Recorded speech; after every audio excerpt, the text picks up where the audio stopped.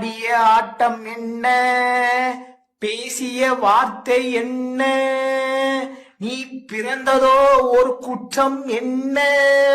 அட முட்டாப்பையிலே முட்டாப்பையிலே, இப்ப தெரியுதா உன் நடிப்பு எல்லாமே பிசுங்கி குசுங்கி போயிட்டு.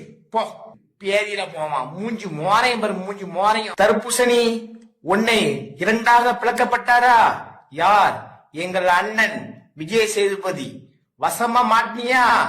ஆடிய ஆட்டம் என்ன, பேசிய வார்த்தை என்ன, நீ பிறந்ததோ ஒரு குற்றம் என்ன.